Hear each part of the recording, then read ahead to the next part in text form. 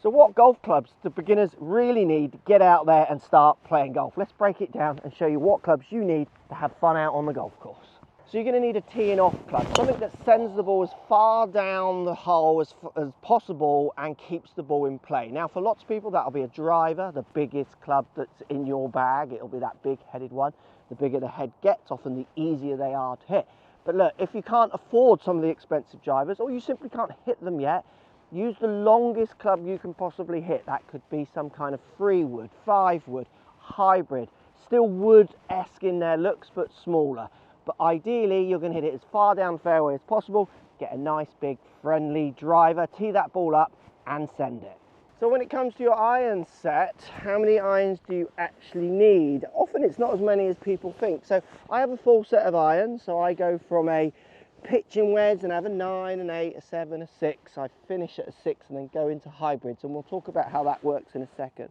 Because I'm trying to hit the ball at different distance gaps, so I have around a 10-yard gap between each club. So the 9 iron 10 yards further than the pitching wedge, and the 8 iron 10 yards further than the 9 iron, and that allows me to play golf to the standard I want to play. Could I play with a half set? So think of a half set as, so I could have all the odd numbers.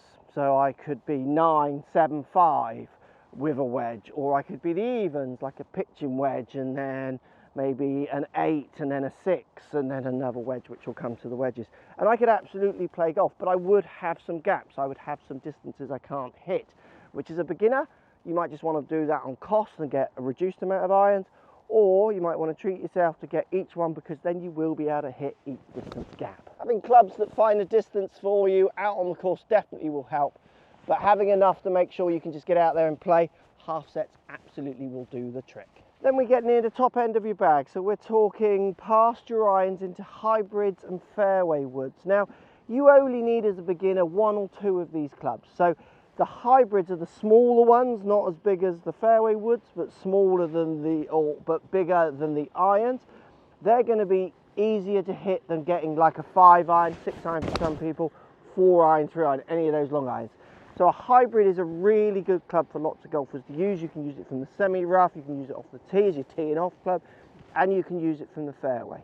Then we have fairway woods. They're bigger, they look much more like the driver, the big club at the top, but they are quite hard to hit from certain situations. So this is something you might work towards as you get going. And the biggest problem I see when it comes to fairway woods for golfers is they tend to go too low aloft. They get a 3-wood, which is 15 degrees aloft, that's the angle of the face, and they simply can't get it in the air when it's on the ground.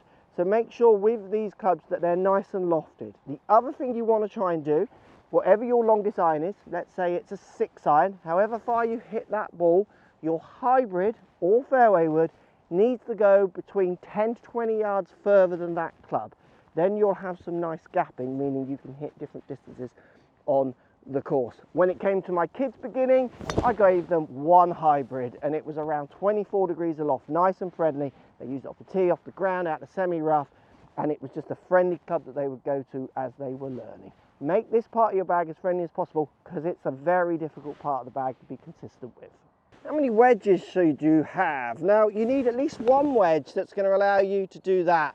Chip over something and get the ball stopping on the other side. So you need something with a bit of loft. Now I have 2 to 3 wedges in my bag as a beginner. You only really need 1. So you need to think about what loft to get. Now I've got a 60 degree as my most lofted. That is talking about the angle of the face. So the angle of the bend back of the face, the loft. This is a very lofted club. And then I have another one which is 52 degrees loft, about here. So it's not as lofted. It gives me a low shot and a high shot. But for a new golfer, I think just getting 1 wedge, which is around 56 degrees aloft, is a great starting point, and you can build your wedges out when you start realizing what your skills are, as in, is your skill being able to hit the ball really high easily? Then you might want a lower lofted one next. If you're not very good at hitting the high ones around the greens, you might then go for a 60 over your 56. When it comes to wedges, 1 gets you going. Having 2 or 3 is probably where you will end up. Knowing which ones you will want until you know what skills you've got or don't, that's going to be a harder question to answer. And what putter do you need? Because you do need a putter. You've got to have at least 1 putter in your life as a golfer. And the 2 tips I would give you for a putter is, 1, if you're beginning, get one with nice big lines on to start you off. So bigger shapes with plenty of lines to help you line up. And two, make sure it's not too long. My putter here is 34 inches long. Often you'll go into shops and they're 35 inches long, which used to be standard. If you're, let's say you're 5'8", you would want to go to 33 inches long. Otherwise, you get a putter that's too long and it kind of pushes you up in your stance. Make sure you don't get something that's too long. Something with big lines is going to help you hold a few more putts and help you learn what you might like or not like as your golf continues. Then finally, the golf ball. You're going to need some golf balls. As a beginner, and I did this with my kids, just get golf balls you're not afraid to lose.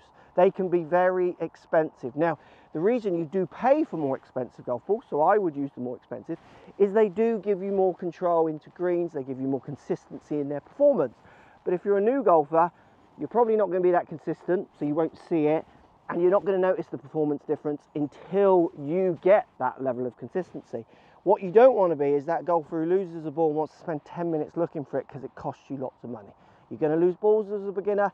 Just get ones that are affordable to your price range that you're not afraid to lose. As your skills develop, you can move up the ranks in golf balls. You have medium performances in the medium price brackets, and then at the top of the range you will get those performance benefits. But until you can see them, just get ones that you're happy to lose. If you want more great golf tips for free, make sure you check out the Golf Academy here at the Golf Shop Online, link down in the description.